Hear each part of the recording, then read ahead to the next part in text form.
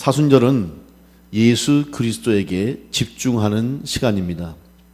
예수님의 십자가의 고난과 죽으심을 묵상하면서 또 그 의미를 되새김으로 우리들의 영적 생활을 점검하고 또한 우리의 믿음을 견고하게 하는 귀한 기간으로 삼아야 할 것입니다. 우리는 이 사순절을 통해서 특별히 예수 그리스도께서 이 땅에 오셔서 메시아로서의 구세주로서의 사명을 감당하시게 되는 그 주님의 일생과 주님의 생애를 생각하게 됩니다. 그런데 이 주님께서 이 땅에 메시아로 오신 것은 우연히 오신 것도 아니고 어쩌다 오신 것도 아니고 이미 구약에서 예언되어 있는 하나님의 말씀의 성취를 통해서 이 땅에 오신 것입니다. 우리는 지금 신구약 각각 66권 또 구약 39권 신약 27권 이렇게 성경책을 읽지만은 사실 이 성경은 한 권의 성경이라고도 할 수 있습니다. 각각의 성경책이 다른 배경과 다른 환경과 다른 대상자들을 향해서 쓰여졌다 할지라도 그 성경 66권 창세기로부터 요한계시록에 이르기까지 이 신구약 성경을 관통하고 있는 중심의 메시지는 바로 예수 그리스도의 십자가요 구속의 역사입니다. 바로 예수님을 이 땅에 보내주시고자 하는 하나님의 구원의 역사를 알려주시기 위한 내용이 바로 성경입니다. 그래서 예수님이 이 땅에 오신 것도 이미 구약시대에 이사야를 통해서도 예언되어 있습니다.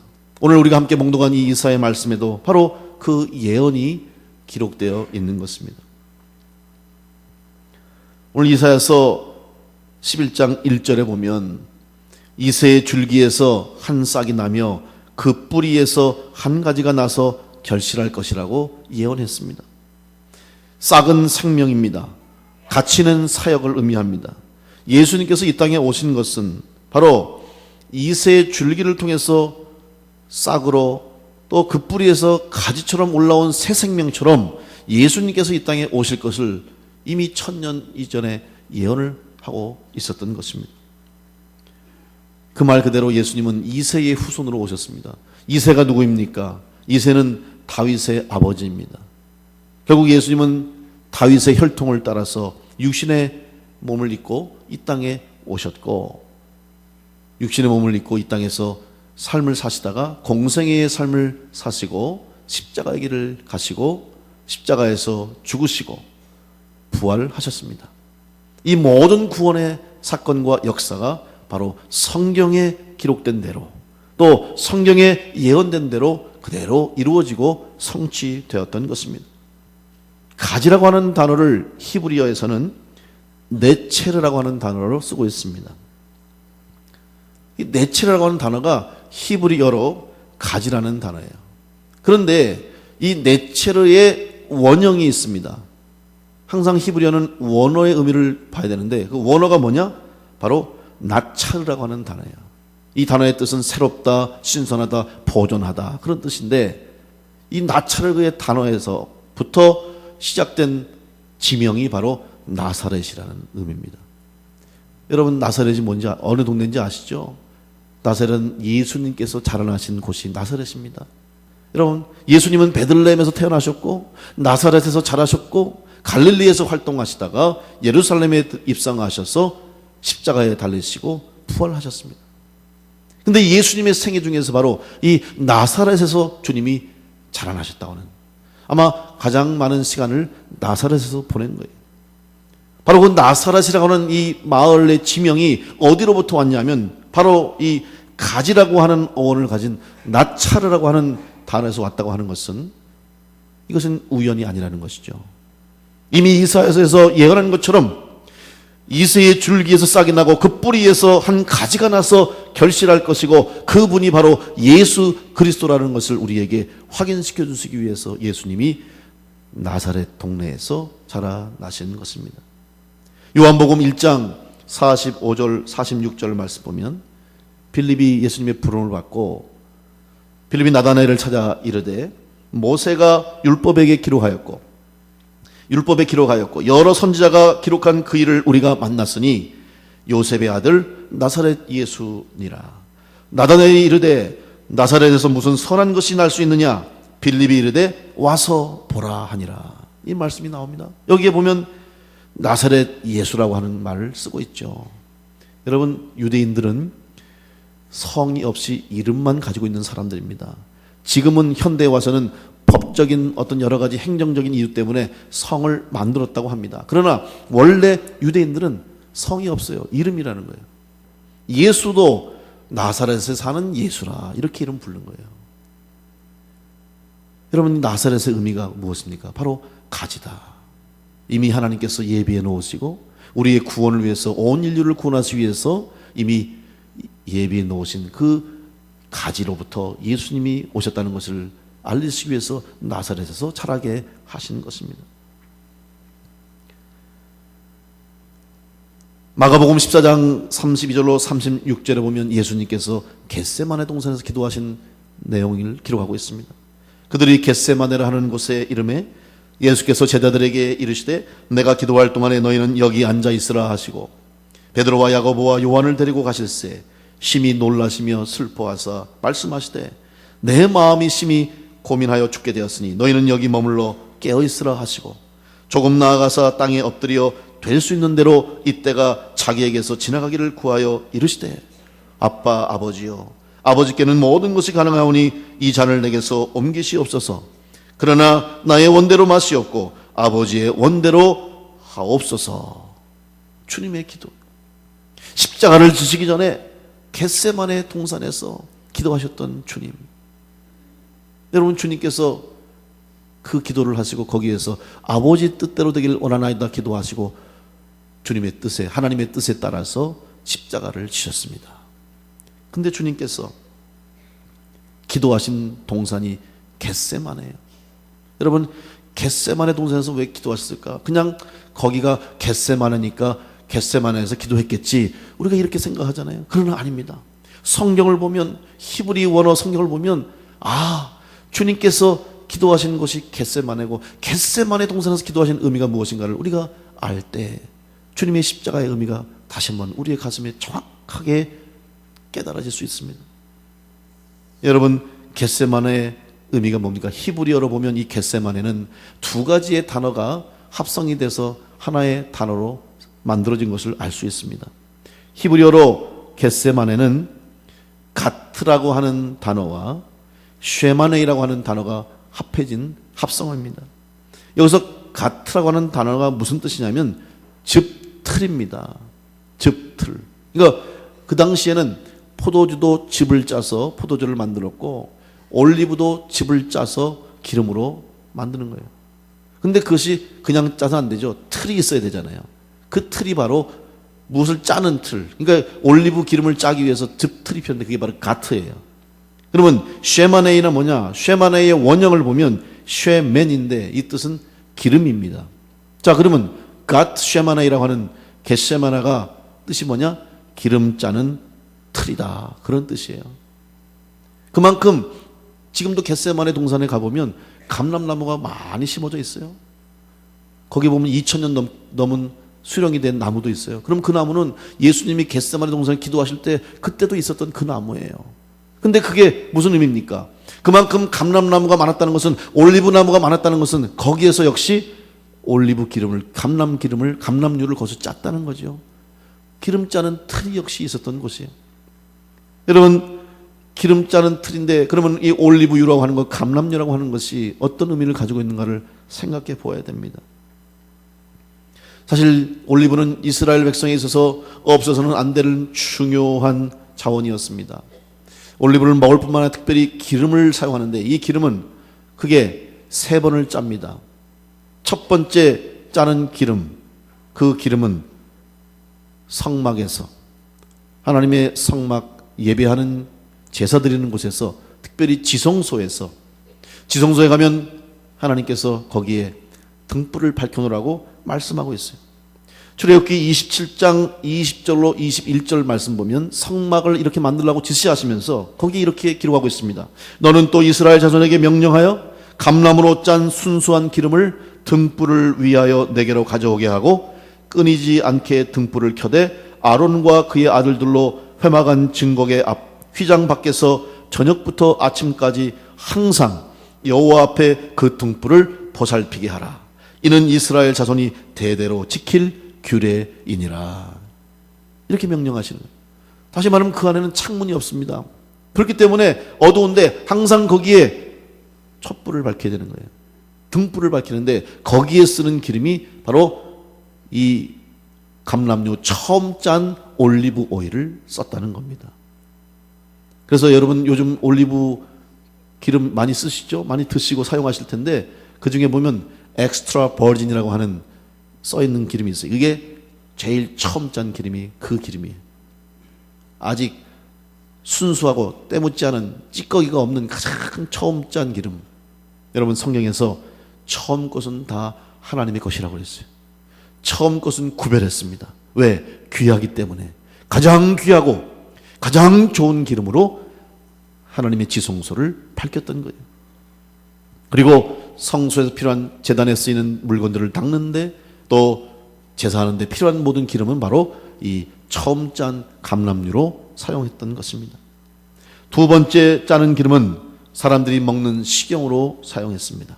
세 번째 짠 기름은 불을 밝히는 일반적인 생활에 등불을 쓰는데 썼던 기름이었습니다. 이렇게 감람으로 짠 순수한 기름이라 그랬어요. 여러분, 감람으로 짠 순수한 기름은 무엇을 의미합니까? 바로 예수님을 의미하는 것이고 예수 그리스도의 십자가의 보혈을 의미하는 것입니다. 성전의 제사를 드릴 때 특별히 지성소에서는 제물로 드려진 그 짐승으로부터 나온 피를 받아서 제사장이 그 피를 제단에 뿌립니다. 마치 그 지성소 안에서 뿌려진 피와 같이 가장 순수한 기름처럼 예수 그리스도께서 이 땅에서 우리의 죄를 대속하기 위해서 흘려주신 그 예수 그리스도의 십자가의 보혈이 바로 마지막 희생제물로서 주님께서 십자가에 달려 돌아가실 때에 우리를 위해 흘려주신 그 보혈이 뿌려짐으로 우리가 죄사함을 얻게 되고 추하고 더러운 우리의 죄가 씻어짐으로 순결하고 정결케 되는 은혜를 얻게 되는 것입니다. 그러면 그 피가 어떻게 예수의 보혈이 순수하고 가장 거룩한 보혈이 되냐? 예수님의 육체는 때묻지 않고 죄 없는 몸입니다. 여러분, 이 세상에서 어느 육신도 어느 육체도 죄 없는 육체는 없다고 그랬습니다. 다 우리는 죄 가운데 원죄를 가지고 죄로 말미암아 잉태하고 죄 가운데 사는 것이 우리 육신인데 오직 한 분 예수님은 성령으로 잉태하셔서 죄 없는 몸으로 태어나셔서 우리의 죄를 대속하시기 위해서 마지막 희생제물이 되었기 때문에 결국 예수 그리스도의 피는 주님이 흘려주신 그 피는 우리를 깨끗게 하시는 가장 순수한 보혈, 가장 순수한 기름과 같이 우리의 죄를 사하게 하시는 보혈로 우리를 위해서 피를 흘려주신 것입니다. 마치 집틀에서 감람류를 짜기 위해서 그 집틀에서 눌려질 때 그 올리브 열매가 부서지고 깨어지고 으깨어져서 거기로부터 가장 순수한 기름이 나오듯이 예수 그리스도께서 십자가에 달리시기까지 고통당하시고 고난당하시고 매맞고 손과 발에 못을 박히시고 옆구리에 창을 찔리시면서 그 고통과 고난 속에서 자기의 몸을 다 내어주시기까지 물과 피를 흘리신 것처럼 주님이 그 집틀에서 부서지는 것처럼 자기의 몸을 내어주심으로 십자가의 보혈을 흘리심으로 오늘 우리가 깨끗함을 얻고 죄사함을 얻고 거룩한 백성이 될 수 있음을 믿으시고 여러분 그 십자가의 보혈의 은혜로 다시 한번 새 은혜로 정결케 되는 은혜가 있게 되시기를 간절히 축원합니다.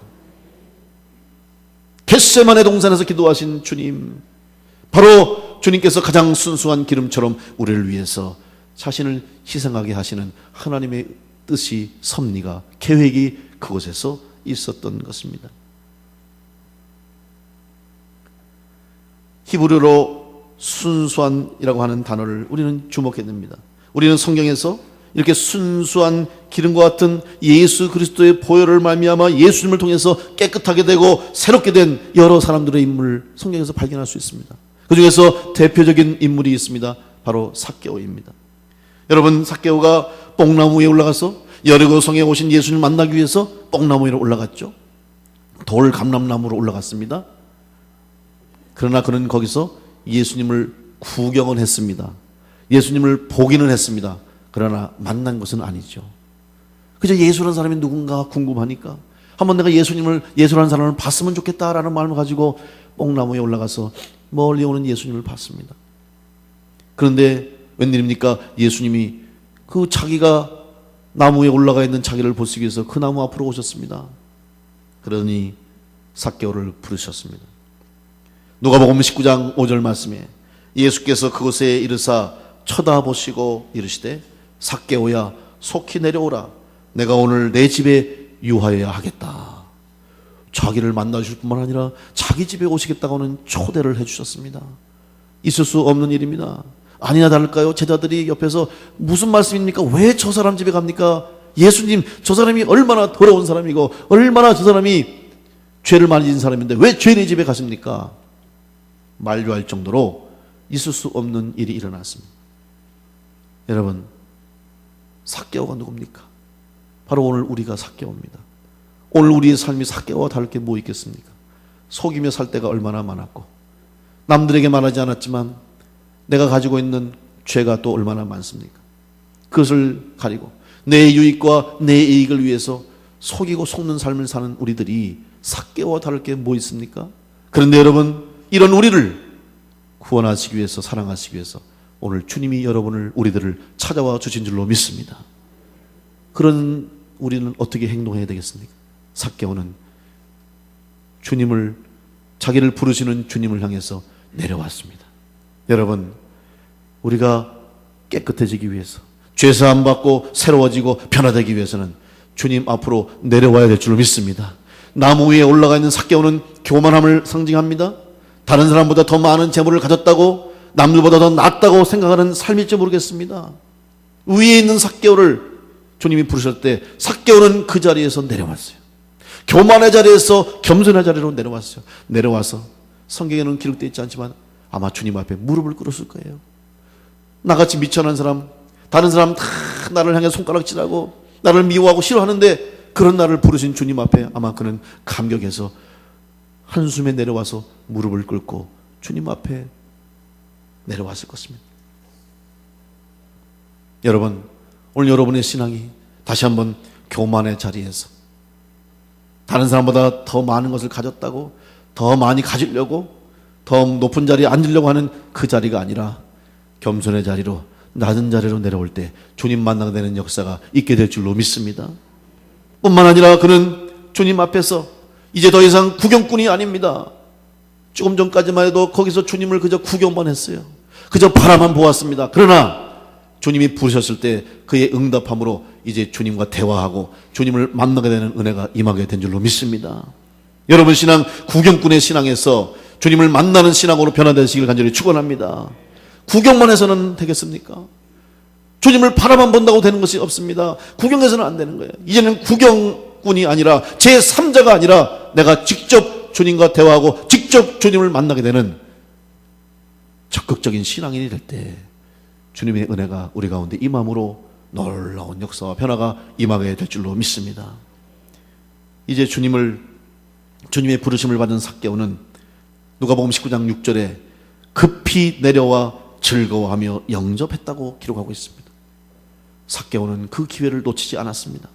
회개하는 것을 주저하지 않고 급히 내려와서 즐거워하고 주님을 영접했다고 했습니다.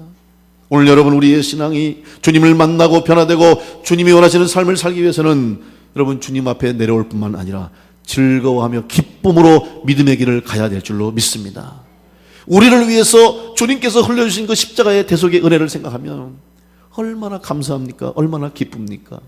또 우리에게 천국의 복음을 주시고 영생을 주시고 승리할 수 있는 이 믿음을 주신 것, 여러분 그것만으로도 우리는 감사하고 기뻐해야 될 줄로 믿습니다. 기쁨으로 신앙생활을 하시기 바랍니다. 즐거워하면서 주님을 영접했어요. 여러분, 회개할 때를 놓쳐서는 안 됩니다. 지은 죄가 있다면 우리는 머뭇거려서도 안 되고 숨겨서도 안 되고 하루속히 주님 앞에 즉시 나가 주저하지 않고 회개할 때 삭개오에게만 축복을 받게 됩니다. 주님 앞에 나오는 일을 자원하여 기쁨으로 하시기 바랍니다. 억지로 마하지 못해서 할 수 없어서 하는 일이 돼서는 안 될 것입니다. 주님 일을 할 때에도 기쁨으로 자원하여서 즐거움으로 일할 때 여러분의 섬김과 헌신이 열매를 맺게 되고 하나님 앞에 기쁨이 되는 우리의 충성과 헌신이 될 줄로 믿습니다. 삭개오의 그 모습. 근데 삭개오의 모습은 외적으로만 입으로만 끝난 회개가 아님을 우리는 알 수 있습니다. 누가복음 6장에 보면 46절에 너희는 나를 불러 주여 주여 하면서도 어찌하여 내가 말하는 것을 행하지 아니하느냐.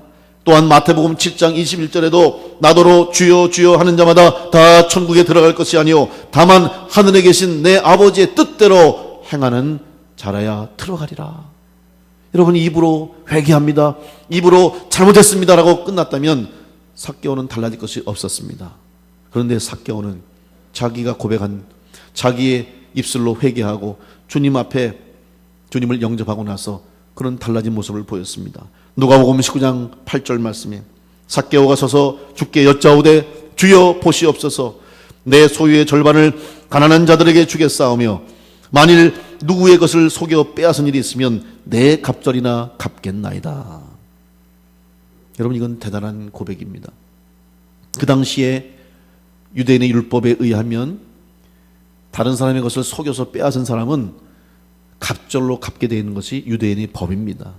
그러니까 2배만 갚으면 되는 거예요. 삭개오는 2배만 갚으면 자기가 할 일 충분히 하고 예수님께 회개하고 자기가 법에 맞는 일을 하게 된 거예요. 그런데 4배를 갚겠다고 고백했어요. 무슨 말입니까?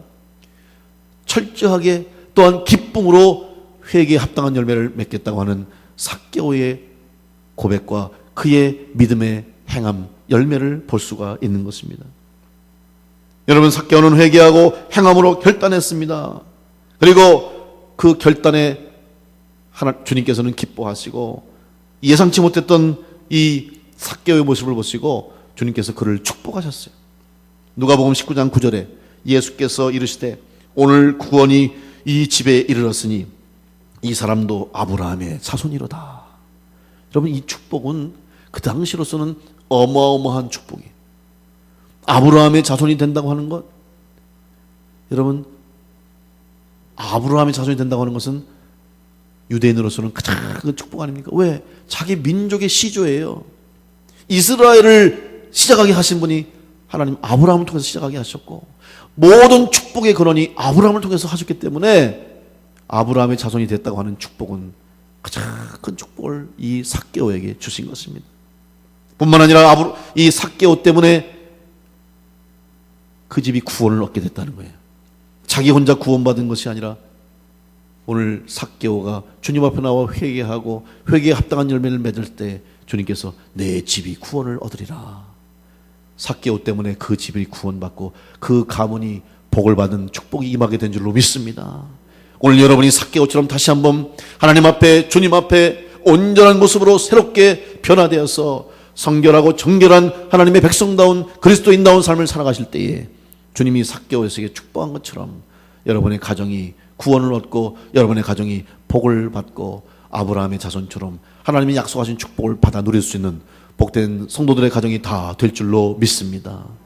그런 은혜가 임할 수 있도록 오늘 삭개오처럼 머뭇거리지 마시고 구경하지 마시고 주저하지 마시고 회개하고 결단하여 믿음에 합당한 열매를 맺으심으로 귀하게 쓰임받으심으로 기쁨과 감사로 충성하심으로 하나님의 영광을 드러내며 열매를 맺게 되는 복된 성도와 교회가 되시기를 간절히 축원합니다.